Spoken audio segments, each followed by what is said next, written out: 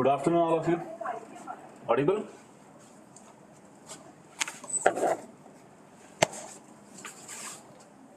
So, in today's session, firstly we'll talk about IBC code का थोड़ा revision करना, right? So, Insolvency and Bankruptcy Code, and after that we'll talk about India-China dispute. So again, that's also revision only because we have done all the things, and the session will be at 6 only. 2 दिन से कुछ थोड़ा ऊपर नीचे चल रहा है ना, because some time issue is there, उसकी वजह से सेशन को थोड़ा आगे पीछे करना पड़ रहा है. Apart from that there is no change as such. बाकी आज शाम को क्विज भी will be at 8 only, right? 8 बजे ही क्विज होगा. So that is on the same time, right? Happy environment day, है ना? राइट गौरांग, कोई दिक्कत है कोई तो नहीं वहाँ ना? जल्दी कर दिया तो जल्दी पढ़ लोगे आप, है ना? और वैसे भी आपने बोले हुए टॉपिक उठाया मैंने आज, ये कहा था ना, इंडिया चाइना डिस्प्यूट. बाकी पीपल आईबीसी कोड भी बहुत बार कहा गया था, so will do that. Okay, चलो then let's start. First, that is Insolvency and Bankruptcy Code of 2016. We have done this, but again, it's a revision only because आप लोगों को पता नहीं कि समझ नहीं आ रहा. IBC we have done 2 times, and this is I think 3rd time for IBC, है ना? तीसरा टाइम है IBC के लिए. Okay, so what is insolvency? First, let's try to understand the difference between insolvency and bankruptcy. Insolvency refers to a situation where a debtor cannot pay his debt or what debt she owes. तो उसका जो भी date होता है, जो उधारी होती है, उधारी, डेट मींस उधारी, whatever money that have been taken, वो उसे वापस नहीं कर पा रहा है. This situation is called as insolvency का situation. For instance, a troubled company may become insolvent when it is unable to repay its creditors the money on time, often leading to bankruptcy filing. So first stage is insolvency and second stage will be bankruptcy. पहली stage insolvency है, second stage is bankruptcy. Okay, then second stage जो मैंने कहा आपको, this is bankruptcy. Now it's a, you can say a technical term या फिर government का term होता है. It is a situation where a court of a competent jurisdiction, that means court के पास matter चला गया है, person is unable to pay the money, has declared a person or other entity insolvent, having passed an appropriate order to resolve it and protect the rights of creditors. तो अभी जिन लोगों ने पैसा दे रखा था, जिन लोगों का इन्वेस्टमेंट है, उनको बचाने का टाइम आ चुका है. So it is the time when right of the creditors is to be protected, and it is a legal declaration. Insolvency is not a legal term. Bank या फिर judiciary or court is not involved in this. In this, judiciary or court is involved when you are declared a bankrupt. It is a legal declaration of one's inability to pay debts. This is called as bankruptcy. So this is the difference between insolvency and bankruptcy. Company by themselves can declare insolvency. वो अपना insolvency को declare कर सकते हैं, लेकिन bankrupt हो चुके हैं. This declaration will be coming from any judiciary or legal organ. ठीक है? Okay. So what are the provisions of IBC Code 2016? First we'll see 2016 का code, then we'll see what are the few amendments that have been done in this code in 2020. What are few amendments that have been done in the code, that is in the year 2020. So provision of this code shall apply. So to all this code applies. किस किस को ये code apply होता है? This code applies to the bodies which are incorporated under any law for the time being in force as a central government may by notification specify on behalf. Then एक बीच में रह गया क्या, है ना? It should apply to company which are incorporated under Companies Act. तो पहले Companies Act 2013, then previous company law, then government governed by any special act. तो सरकार का एक तो Companies Act है, mainly for these companies. Second, if there is any other act which is regarding these companies, and if it is a LLP, limited liability partnership, which is incorporated under LLP Act of 2008, इसके अंदर है. तो next तो हमने पहले ही देखा है, that if the company is incorporated in any law for the time being in force, as the central government may say, and lastly partnership firms and even individuals. So basically you can say everyone, सबके लिए, है ना? हर कोई हो सकता है bankrupt, जिसने भी लोन ले रखा है वो इंसॉल्वेंट हो सकता है when he is unable to repay, and he can be bankrupt जब उसे जुडिशियरी और कोर्ट डिक्लेयर कर दे. Okay, bankruptcy is just a formal declaration, a kind of formal declaration of insolvency that is done by judiciary. But insolvency, when you declare yourself, Rohan, जब insolvent declare कर दिया जाता है, when you are declared, you can say insolvent. At that time there is a possibility, insolvency जब declare कर दिया जाए तब possibility होती है कि आपकी कंपनी को revive कर लिया जाए. There is a possibility that it can be revived and it can be saved from being bankrupt. So this is a first situation, insolvency पहला situation होता है. Then it provides for a time-bound process to resolve insolvency. When a default in a repayment occurs, creditors can gain control over debtors' assets and must take decision to resolve insolvency within 180 days. तो ये days का time याद रखना, 180 days में generally इसको resolve करना होता है. When a default of payment occurs, कोई payment का default हो गया तो creditors जिन्होंने पैसा दे रखा है, they can gain the control over the debtors who have taken the loan उसके asset का, and they must take decision to resolve this insolvency within 180 days. To ensure this process is uninterrupted, there is an uninterrupted resolution of this issue or dispute. The code also provides immunity to the debtors from resolution claims of creditors during this period. Now this is first thing, that if a debtor जिसने loan ले रखा है, if he himself declares that he is insolvent, if he himself declares that he is insolvent and is trying to come out of that insolvency, in that situation, if the people who have given him credit वो उससे पैसा मांगने लगेंगे तो there will be a problem for him. That's why initially उसको थोड़ा time दिया जाता है. The person who have taken a loan उसको time दिया जाता है during the period of insolvency, that creditor जिन्होंने पैसा दे रखा है वो उससे पैसा नहीं मांगेंगे, so that he can revive himself. To ensure uninterrupted resolution process, it also provides immunity to the debtor, जो debtor है जिसने पैसा लेखा है, from resolution claims of creditors during this period.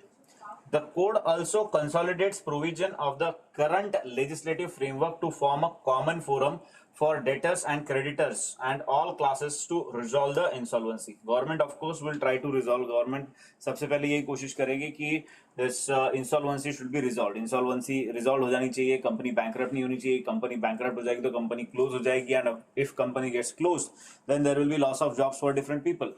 Right, जो those who are working in that particular company, उनका job loss होगा, economic का loss होगा. That's why government, or you can say जो हमारी RBI भी है, they prefer that insolvency should be resolved. Insolvency resolve हो जानी चाहिए.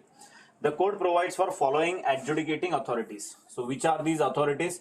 To see whether company is insolvent or individual is insolvent. So if there is a company, अगर कोई company है जो insolvent हो चुकी है तो there is NCLT, National Company Law Tribunal. This is for companies, अगर कोई कंपनी इंसॉल्वेंट हो जाती है. But if there is a individual, किसी एक पर्सन ने लोन ले रखा है और वो बर्बाद हो चुका है, अकेले की प्रोप्राइटरशिप काइंड ऑफ फर्म है, वो अकेला ओनर है, there is a DRT, debt recovery tribunal for individuals. The duties of the authorities, तो इनका काम क्या होता है? For approval to initiate the resolution process of insolvency, appoint insolvency professional, किसी इंसॉल्वेंसी प्रोफेशनल को अपॉइंट किया जाए, approve the final decision of the creditors, और जिन्होंने लोन दे रखा है उनका फाइनल डिसीजन उसको अप्रूव करना कि कैसे इस इश्यू को रिजॉल्व किया जाए. These are the works of NCLT and DRT. Now there is a board also called IBC or IBB, you can say IBB board, Insolvency and Bankruptcy Board. This board is there. This board regulates the insolvency professionals. Now to resolve this, see, this is the situation that bank is being or bank, or you can say company is being insolvent and government want to revive them. Government उनको revive करना चाहती है. So government will want someone who is very professional, or you can say who is having a experience in this particular field, जिसको इस field का experience है कि कैसे इस इशू को रिजॉल्व किया जा सकता है, कैसे किसी बैंक को रिजॉल्व किया जा सकता है, किसी कंपनी को इंसॉल्वेंसी से निकाला जा सकता है. Like experts from like CEO of a good company, या फिर कोई CA होते हैं, या फिर कोई MBA होते हैं जो किसी कंपनी को हैंडल कर रहे हैं अच्छे से. Those people are hired there. ठीक है. So this is there. So The board regulates the insolvency professional agency and information utilities set up under the code. The board consists of representatives of RBI. तो इसमें कौन कौन होते हैं? RBI के representative, the ministers of finance and corporate affairs and law. इन सारे ministers होते हैं in this insolvency and bankruptcy board. How the procedure starts? तो अभी प्रोसीजर की तरफ जाएंगे, यहाँ तक कुछ इशू है? अच्छा सर ये हिंदू ओके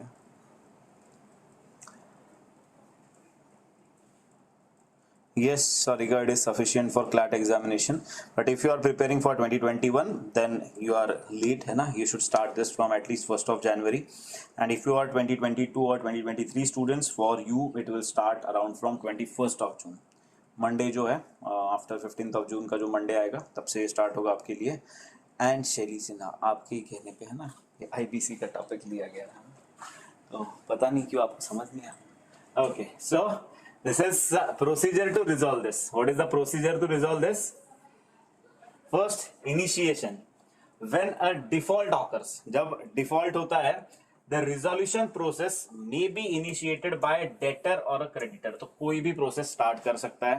अगर default of the payment होता है तो it can be started by a debtor जिसने पैसा लिया है या फिर creditor जिसने पैसा दिया है. The insolvency professional administers the process. इसको कौन होते हैं फिर handle करने के लिए? Professionals are there.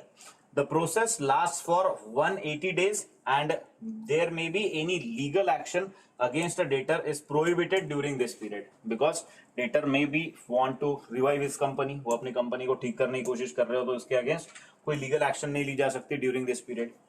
After that, decision to resolve the insolvency. Now here a committee consisting of, there is a committee which is consisting of financial creditors who lent money to the debtor. So जो financial creditors जिन लोगों ने पैसा दे रखा है, so there is a committee, इनकी एक committee बनाई जाती है, who gave money to debtor will be formed by insolvency professionals. So suppose there are 4 banks है ना, 4 banks है ABCD, इन्होंने इनको पैसा दिया है और ये है हमारे विजय माल्या जी है ना, तो इनको पैसा दे रखा है. So this are the creditors जिन्होंने पैसा दे रखा है and this is a debtor. तो ये तो खैर इंसॉल्वेंसी की प्रोसेस को गए नहीं, ये तो भाग गए है ना. तो there will be IPs, insolvency professional जो इनके बीच में काम करेंगे, इनकी चारों की मिला के कंपनी बनाई जाएगी और देखा जाएगा किस बैंक का सबसे ज्यादा पैसा इन्होंने ले रखा है, ये सब चीजें को ध्यान दिया जाएगा. So who there will be a company और इनका एक ग्रुप बनाया जाएगा and there will be IPs between. The creditors committee will take a decision regarding the future outstanding debt owed to them. तो अभी कितना पैसा बचा है उसके बारे में क्या किया जाए ये कंपनी देखती है. Then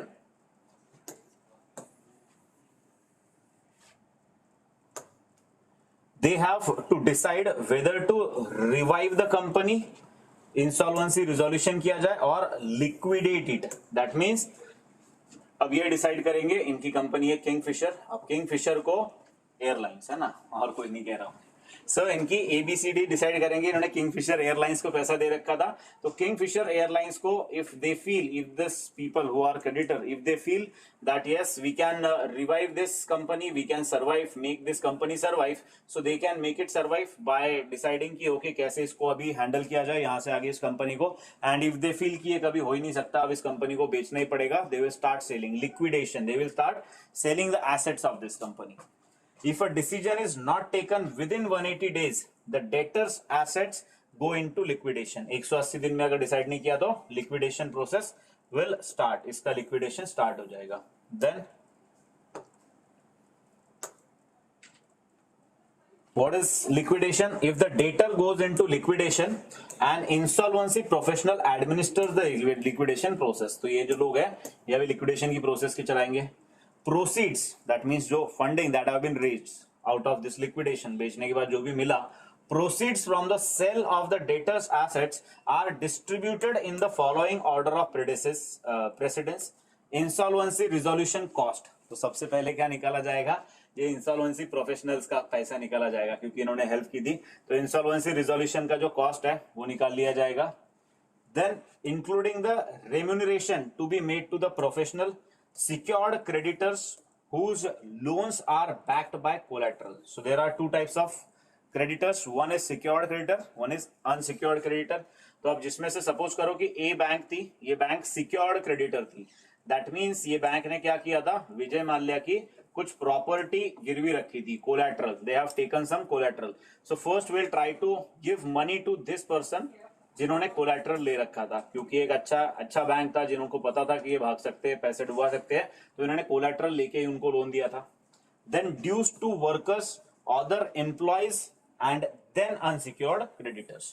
तो पहले क्या किया जाएगा, जिनको कोलैटरल दे रखा है उनको पैसा देंगे, then to workers, employees and then to unsecured creditors.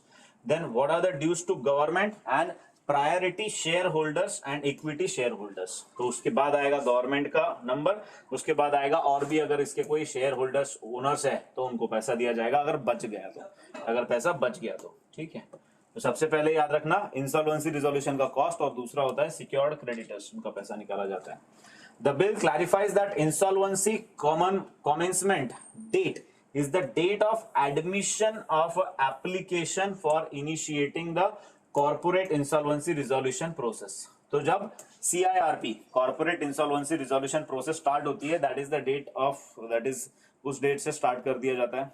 Then presently under the code, insolvency resolution process commences when the insolvency resolution professionals IRPs are appointed by the adjudicating authority. जो NCLT या DRT है, वो जब appoint करते हैं IRP को, तब से ये प्रोसेस स्टार्ट होती है.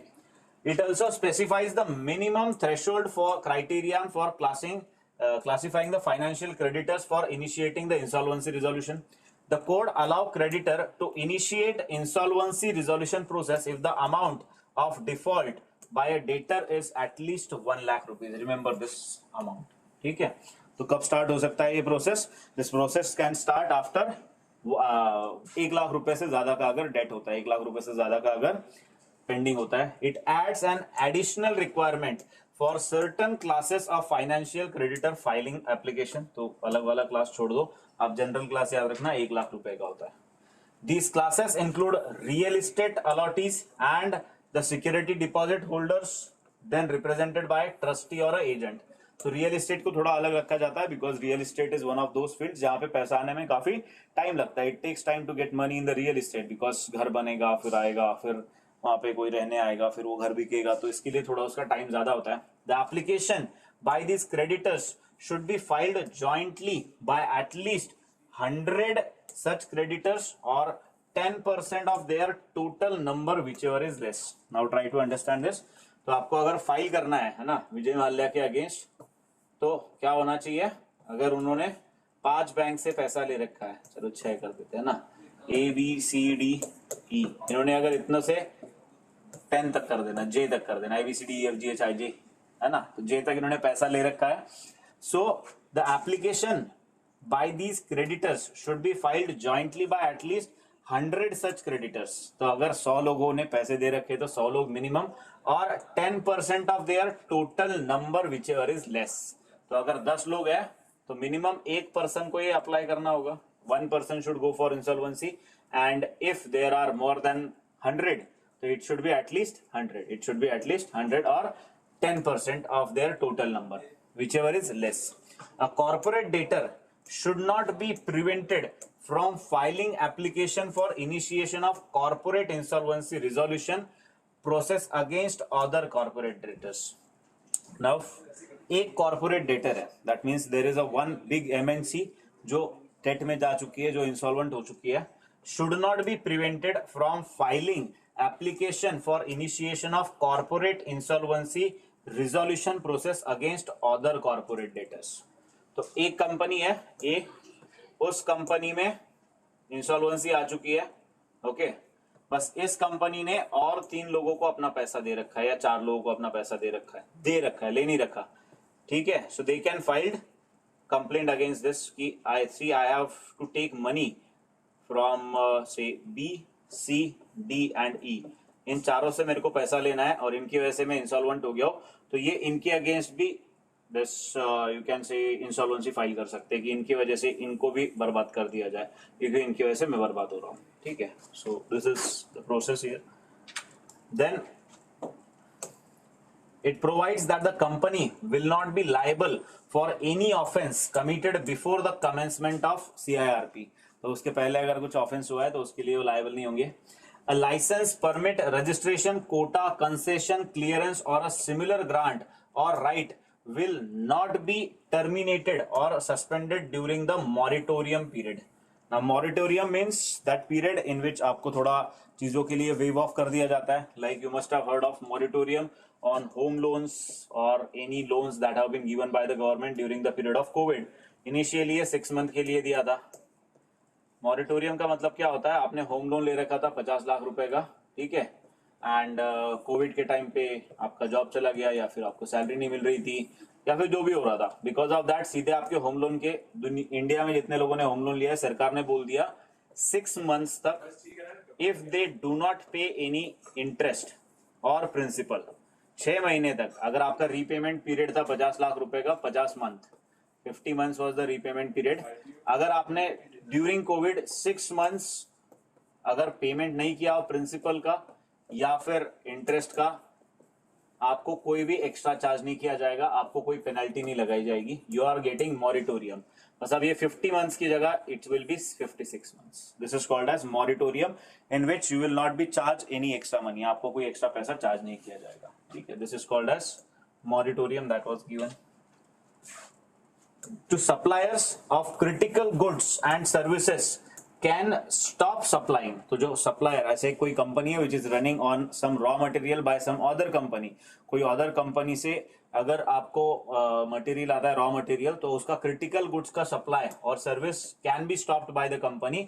The debtor has not paid dues arising from the supplies during the moratorium period or in certain other circumstances as may be specified. तो moratorium period में अगर आप critical goods और सर्विस वाले को भी पैसे नहीं दे पा रहे हो तो वो आपका सप्लाई रोक सकते हैं. They can stop your supply. So this is IBC. Sir 2020 वाले डालना रहेगा क्या इसमें? हाँ, these are the 2020 की बात के amendments are there, right? Liquidation की बात की. Next is Indo China. इसमें कुछ पूछना है किसी को पूछ लो. सर पहले अनसिक्योर्ड को देना चाहिए बिकॉज सिक्योर्ड क्रेडिटर्स के पास तो पहले ही कोलैटरल है. कोलैटरल बेच के ही तो पैसा मिलेगा ना, इसके बिना पैसे कैसे मिलेगा. और कोलैटरल बेचा सबसे पहले लिक्विडेट कर रहे हो आप कंपनी को Gaurang. That means if you are liquidating the company that means you are giving funding. आपने लिक्विडेट किया मतलब आपने कुछ तो कोलैटरल बेचा है, कोई तो चीज बेची है. तो अगर कोई चीज बेची है तो सबसे पहले आपको उसी को पैसा देना पड़ेगा जिसके लिए आपने वो चीज बेची है, ठीक है. Probably RBI has reduced the moratorium period for the people who are insolvent. Right.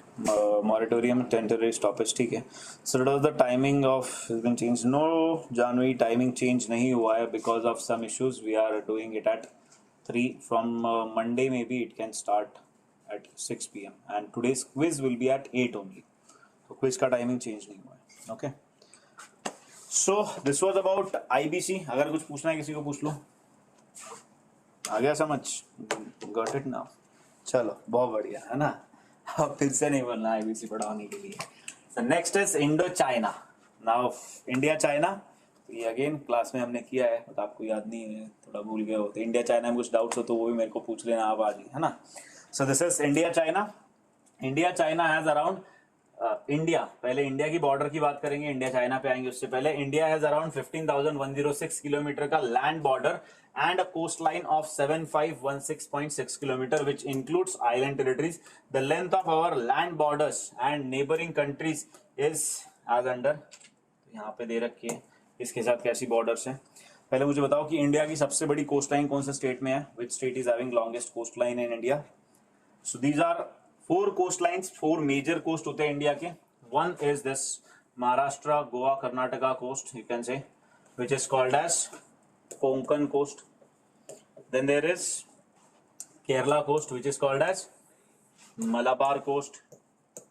Then we have Tamil Nadu and Andhra Pradesh coast, which is called as Coromandel coast. And lastly, we are having Odisha and West Bengal, which is called as Northern Circars. northern circles. Okay, and longest coastline is of Gujarat. Very good. Gujarat की है ना. Gujarat is having longest coastline. ये घूम घूम के थोड़ी ज्यादा लंबी हो गई है. ऐसा ऐसा ऐसा ऐसा है ना. तो ये थोड़ी ज्यादा लंबी है गुजरात की coastline. And this is about coast. If we talk about India's border, land border की अगर बात करें तो सबसे ज्यादा हमारी land border we are sharing with Bangladesh. सबसे लंबी हमारी बॉर्डर बांग्लादेश के साथ है, which is 4096.7 kilometres. 4096.7 kilometres. Second longest border is with China, which is 3488 kilometre. याद रखना, पाकिस्तान तीसरे नंबर पे आता है और favourite neighbour is at third place. Pakistan 3323 kilometres. पहले दूसरे पे नहीं है, they are on the third number. ठीक है, so India Pakistan it is 3323 kilometres. Then we have border with other states also, other countries like Myanmar के साथ 1643 है, नेपाल के साथ 1751 है, Bhutan 699. Shortest is with Afghanistan, it is 106 kilometre. On paper, we do share border with Afghanistan. On paper, we do share border with Afghanistan. यहाँ पे बना हुआ है, this LOC is there. LOC है ना, line of control सुना होगा. This is POK, Pakistan occupied Kashmir. But on paper, we do have border with Afghanistan. ये आपको याद रखना है. Let's move on to now India and China. Let's move on to India, China. Right. Third longest Pakistan, fourth Nepal, and smallest is with Afghanistan. Correct. So let's talk about India-China border. So Himachal Pradesh, Uttarakhand, Sikkim, Arunachal Pradesh, and UT of Ladakh. These are the areas which are having border between India and China. Remember this, it is UT of Ladakh and not UT of Jammu and Kashmir. Who is the governor of UT of Ladakh and who was the first governor of UT of Jammu and Kashmir?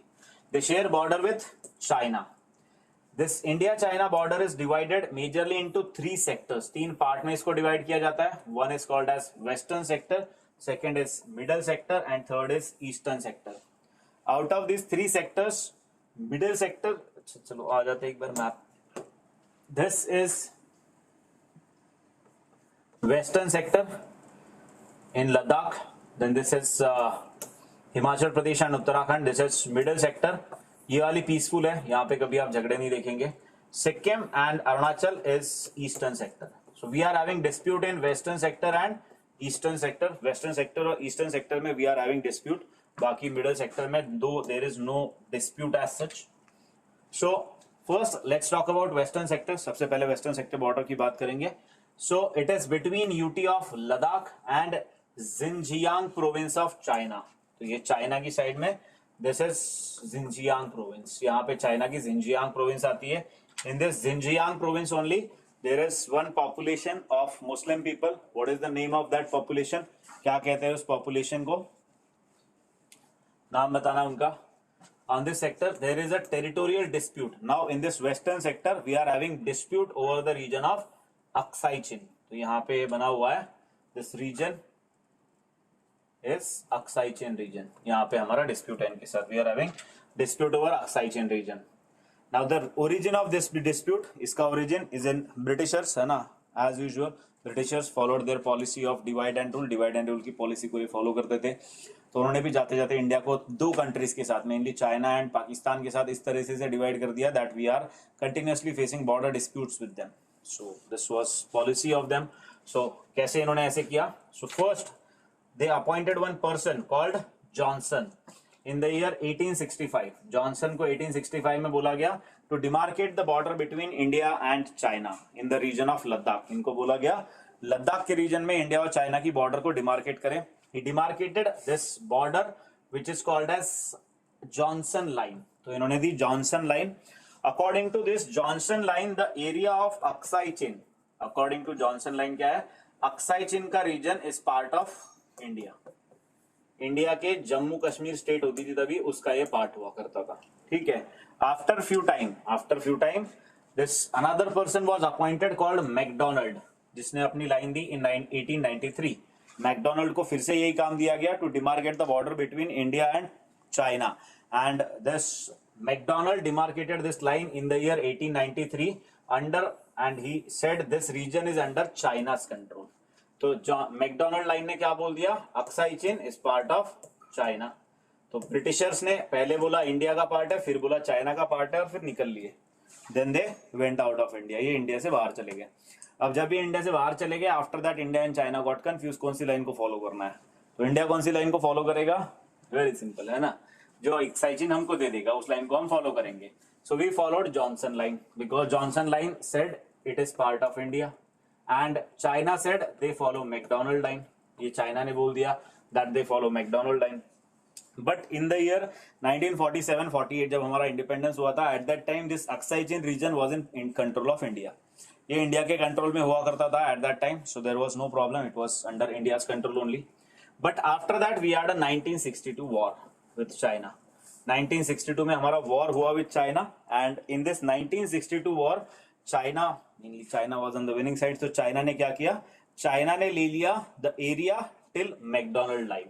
McDonald line के हिसाब से जितना area China में आ रहा था उतना area उन्होंने अपने कंट्रोल में ले लिया. But India does not believes in this line, so they have taken control of this particular region. और यहाँ पे आके बैठ गया वो, यहाँ पे आके बैठ गया वो. हियर इज वन लेक, इसके नीचे एक लेक है, उस लेक का नाम बताओ एंड कैसे किस प्रिंसिपल पे वो डिवाइड है वो बताना मुझे. और कौन से 4 पॉइंट इंडिया के है, कौन से 4 पॉइंट चाइना के है ना, दिस बता ही दिया मैंने. 8 पॉइंट है उसमें ना, 8 पॉइंट है, 4 पॉइंट इंडिया के, 4 पॉइंट चाइना के. इंडिया का लास्ट पेट्रोलिंग पॉइंट कौन सा है और चाइना का लास्ट पेट्रोलिंग पॉइंट कौन सा है उसमें वो बताना है मुझे. सो दिस इज यहां तक का कंट्रोल उन्होंने ले लिया, कंसिडर करो. एंड यहाँ पे then we have made this line as line of actual control. We said this as line of actual control. This is not international border because we do not accept this line as international border. हम इसे international border बोल के accept नहीं करते हैं. That's why हमारे map में भी हम इसको इस तरीके से दिखाते हैं, पूरा ही दिखाते हैं. And it is considered as part of India only. And this region is called as China occupied Aksai चीन, है ना, कह सकते हो आप. चाइना ने ऑक्युपाई किया हुआ अक्साई चीन रीजन कहते हैं इस रीजन को. So this is the current situation. The difference between international border and line of actual control, ये मुझे आप बताना क्या डिफरेंस होता है इंटरनेशनल बॉर्डर में और लाइन ऑफ एक्चुअल कंट्रोल में, या फिर इंटरनेशनल बॉर्डर में और line of control LOC. What is the difference, why we show this ऐसे और मैप में नहीं होता, और फिर इसमें सिक्योरिटी में, इसको सिक्योर करने में क्या डिफरेंसेस होते हैं. Very good. It is Pangong Tso Lake. Very good, Rishi. Right. It is Pangong Tso Lake. It is divided by Thalweg principle. Correct. India's last patrolling post is Dancing Thapa post. Very good. And उनका China का last patrolling post है सिरिजाप post. Very good, बहुत बढ़िया. अब मुझे बता देना difference क्या होता है line of control, line of actual control और इंटरनेशनल बॉर्डर में. सो अभी तक आपने बता दिया होगा, है ना, क्योंकि मैंने पहले पूछा था. So let me continue with this. International border, international law says that on international border you can not deploy army directly. आप मिलिट्री को वहां पे डिप्लॉय नहीं कर सकते, है ना. Generally there is, you can say convention is there that on international borders we can not have this military deployment directly. So what is international border which is accepted by 2 countries, जो accepted है by 2 countries, that is called as international border. So this is our international border which is accepted by India, China, Himachal Pradesh and Uttarakhand. यहाँ पे peaceful border है. या फिर पाकिस्तान के साथ this is our internationally accepted border. Nepal की है, भूटान की है, म्यांमार की है, बांग्लादेश की है. So these are international borders, whereas these are LOC and LAC. The difference is if it is international border, military cannot be there. Military that means army, navy, air force, इनको direct deployment नहीं होता generally वहाँ पे, right? There is paramilitary, there is paramilitary, paramilitary होती है. So this paramilitary is there and this paramilitary is under ministry of defence, sorry ministry of home affairs. इसका मतलब ये सिंपल होता है, if it is a international border, if it's a international border that means it is accepted by both the countries. आपने भी accept किया है, सामने वाली कंट्री ने भी एक्सेप्ट किया है. And if both of you are accepting this, आप दोनों ने अगर इसको एक्सेप्ट किया है, there is no need of having military because military is mainly for war, है ना. war purpose जब होता है, war होने वाला है तो आप military deploy करते हो. if it is internationally accepted between two countries then there is no need of having military. it can be patrol, आपको बस उसका ध्यान रखना है because accept तो आप करते ही हो दोनों भी इसको. so you just need a patrolling, you can say patrolling of that border is required, and this patrolling is done by Ministry of Home Affairs by a paramilitary which includes BSF, है ना, then your SSB, then CRPF, ITBP,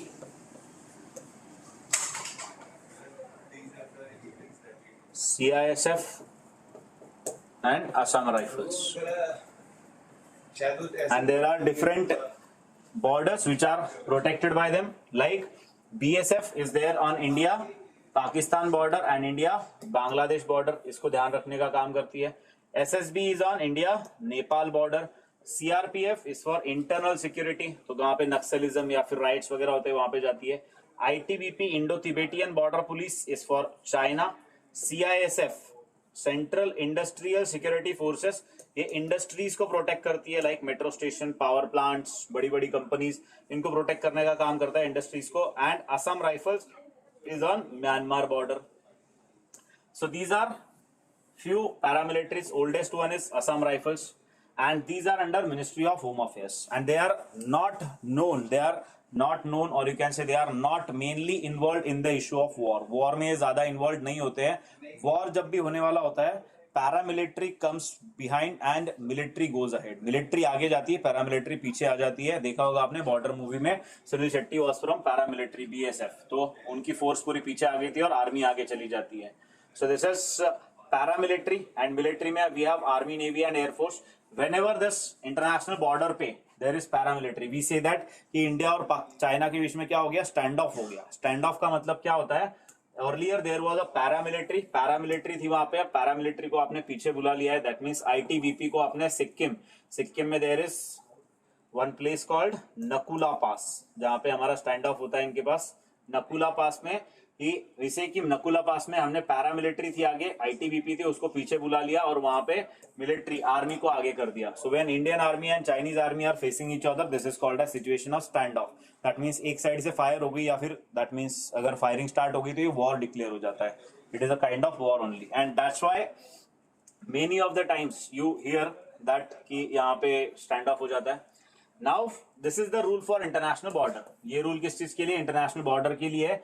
but LOC and LAC उल्टा बोल दिया, LAC and LOC are not international borders. ये कोई international border नहीं है. जब ये यहाँ चले जाएंगे तो हम बोलेंगे कि यहाँ पैरामिलिट्री लगाओ, लेकिन अब तो ये यहाँ घुसे हुए हैं. So we can directly deploy military there. On LOC and LAC there is army which is deployed. इधर से इंडियन आर्मी है, उधर से चाइनीज आर्मी, और LOC के ऊपर इंडियन आर्मी है, पाकिस्तानी आर्मी है, and they are having more powers and they are under ministry of defence. ये आते हैं मिनिस्ट्री ऑफ डिफेंस के under, and they are having more powers. So because of this क्या होता है, they are having more powers. तो यहाँ पे सीज फायर वायलेशंस काफी ज्यादा होते हैं बिकॉज मिलिट्री सामने सामने खड़ी होती है, and they are having more powers, advanced weapon, और उनके ज्यादा फायरिंग वगैरह करने की परमिशन भी दी होती है as compare to paramilitary. Paramilitary से ज्यादा पावर्स होती है मिलिट्री के पास. सो दैट्स व्हाई यहाँ पे ज्यादा सीज फायर वायलेशन आपको देखने को मिलते हैं in the region of LOC and LAC. यहाँ पे जो इंटरनेशनल बॉर्डर है which is peaceful and internationally accepted, वहां ज्यादा सीज फायर वायलेशन आपको दिखाई नहीं देते हैं. So this is difference between LOC and LAC.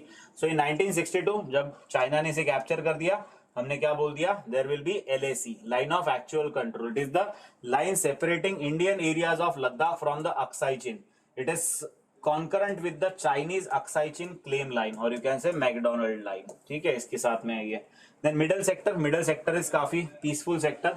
Himachal Pradesh and Uttarakhand, ये काफी पीसफुल सेक्टर है. There is no disagreement as सच, है ना, कोई एज सच डिसएग्रीमेंट नहीं है between India and China. Then third is eastern sector, which is sector of you can say Sikkim and Arunachal Pradesh. Sikkim and Arunachal Pradesh का area है ये. The most important place on this area is called as Talu Pass or Dhipu Pass, which is located on the tri-junction of China, India and Myanmar. इन तीनों के tri-junction पे बना हुआ है. It is located on the tri-junction of these three areas. and the boundary line here is called as McMahon line. So it was McMahon line which was drawn by British India and Tibet, or you can say China. Tibet के साथ इनका agreement हुआ था. In agreement, or you can say McMahon line के हिसाब से border demarcate की गई थी in the western sector between British India and Tibet.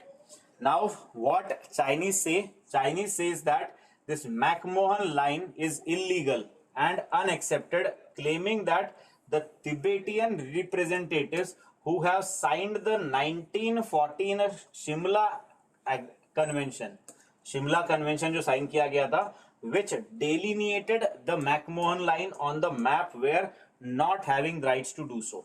तो इसमें क्या हुआ था? This McMahon line was there, but later in the year 1914 there was one agreement between British India and Tibet. So this line was delineated. थोड़ा इस line को change किया गया. And what China says, this delineation was done by Tibetans, not by Chinese, because China कोई country नहीं है. Sorry Tibet है ना, चाइना कोई कंट्री ना हो तो कितना अच्छा हो. एनीवेज है ना, तिबेट कोई कंट्री नहीं है. इट इज चाइना जिसके साथ आपको एग्रीमेंट साइन करना चाहिए था. That's why they do not accept this Shimla convention. इसलिए वो शिमला कन्वेंशन को एक्सेप्ट नहीं करते हैं. एंड दे सेड दैट कि this McMahon line which is signed by Shimla convention by this Tibetan is illegal. ये एक इलीगल लाइन है. They do not believe in this and they claim complete Arunachal Pradesh. पूरा की पूरा अरुणाचल प्रदेश क्लेम करते हैं वो. But generally we cannot, we do not see war here because this terrain or this area is very undulating. बहुत ही ऊपर नीचे है area and India is in the controlling position. तो यहाँ पे आएंगे तो बहुत पिट के जाएंगे. इसलिए यहाँ पे ज्यादा कुछ इशू करते नहीं है वो. यहाँ पे ज्यादा कुछ इशू करते नहीं है, आते नहीं है. And but they claim complete Arunachal Pradesh. पूरा की पूरा अरुणाचल प्रदेश क्लेम करते हैं. Mainly because of one monastery, that is Tawang monastery, जो लोकेटेड है अरुणाचल प्रदेश में. तवांग मोनेस्ट्री, ठीक है. उसकी वजह से वो क्लेम करते हैं. They say that this monastery is having connection with the Chinese Buddhism. And China में बुद्धिज्म है, इंडिया में बुद्धिज्म उतना ज्यादा नहीं है. So this area belongs to this Chinese people. They are having Buddhist monasteries here. तो ऐसा इनका कहना है.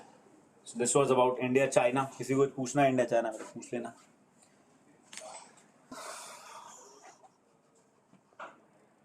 असम राइफल्स बहुत अच्छे.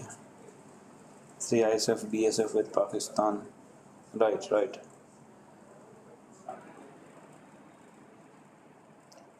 Good. So next is news in short. DAC, Defense Acquisition Council, which is headed by Defense Minister. अच्छा दे रखा है. Which is headed by Defense Minister, approved issuance of request for proposal for construction of 6 conventional submarines under P75I. P75I project, which is estimated 43,000 crore, and this is a landmark approval, being a first case processed under the strategic partnership model. तो वैसे P75 में किस country के साथ हमारा partnership था बताना मुझे. With this approval, India would be enabled to achieve the 30-year submarine construction program envisioned by the government to acquire national competence in their building and the Indian industry independently design and construction of submarines. इसमें 6 submarines की बात हो रही है.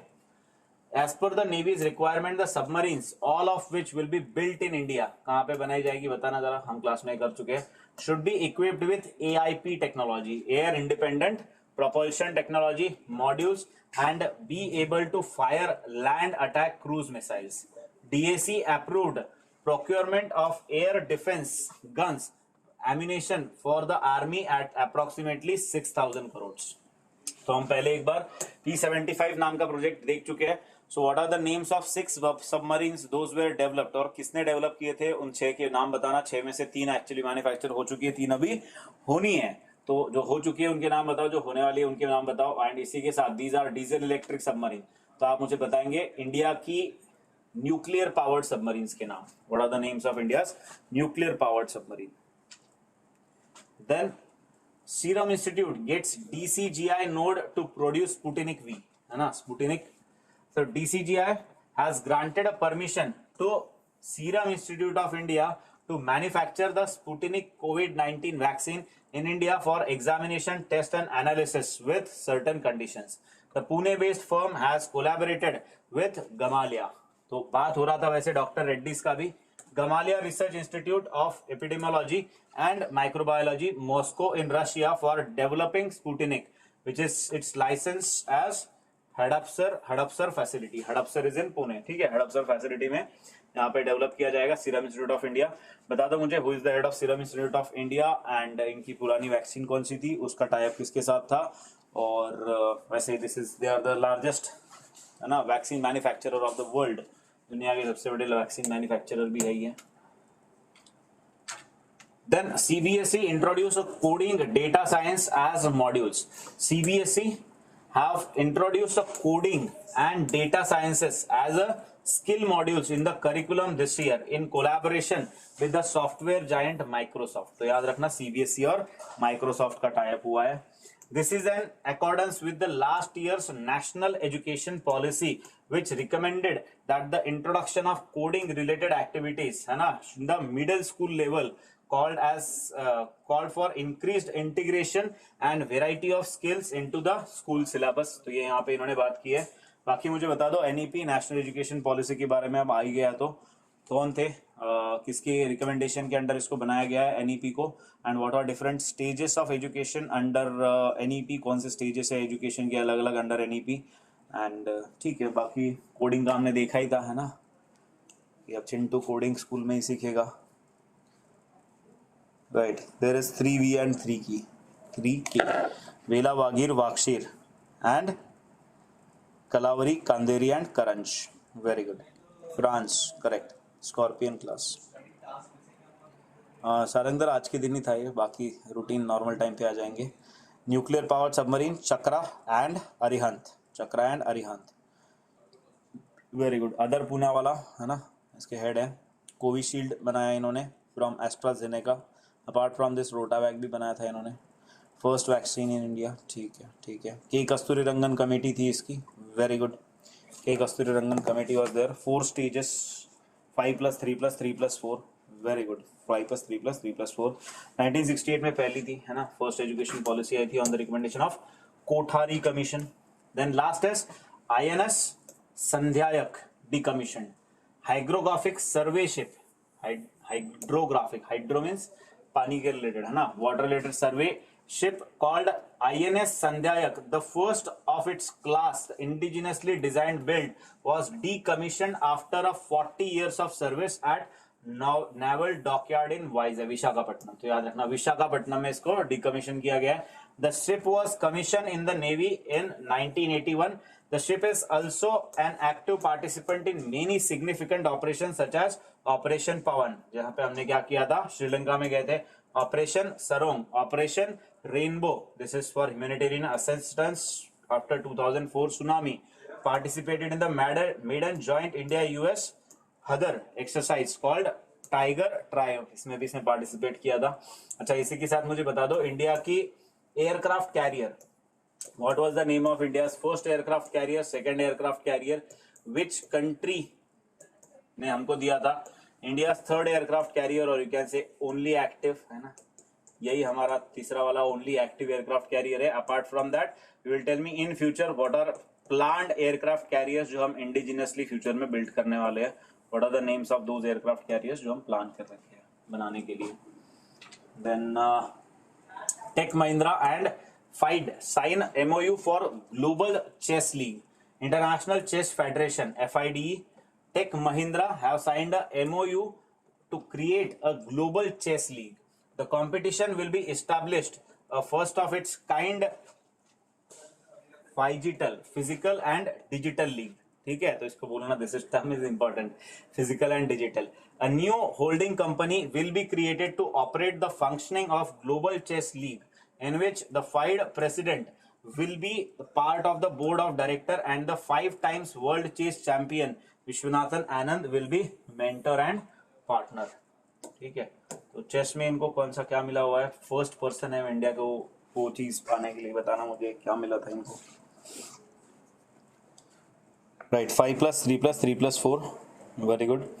Then INS Vikrant Viraat from UK and INS Vikramaditya है ना, Vikramaditya from Russia, और you can say Soviet, जिसको हमने कीव क्लास बोला जाता है, वो अभी हमारा करंटली एक्टिव है. Very good. करेक्ट ठीक है. So this was it for today. 8 बजे there will be you can say this quiz होगा, तो क्विज में मिलते हैं 8 बजे. एंड बाकी मंडे को will have a session. Monday के लिए टॉपिक्स कुछ बता देना, भेज देना, या फिर मंडे के पेपर से भी चूज कर लूंगा. Okay, very good. Wood's despatch the Magna Carta of English education in India भी कहते हैं. Planned are INS Vishal and INS Vikrant. Very good, correct. Clarity वैसे मेरे को ही कम दिख रही है, आपको ही कम लग रहा है. मुझे HD नहीं दिखाई दे रहा, थोड़ा कैसे 240p में दिखाई दे रहा है. करण Vikramaditya from Russia. Very good. Okay, so students of 2023 from around 21st of June. Janhavi 21st of June Monday है आई गेस. 21st ऑफ 15 जून के बाद जो मंडे आने वाला है उस मंडे के है साथ. ठीक है. Okay then. Thank you. See you. Bye bye.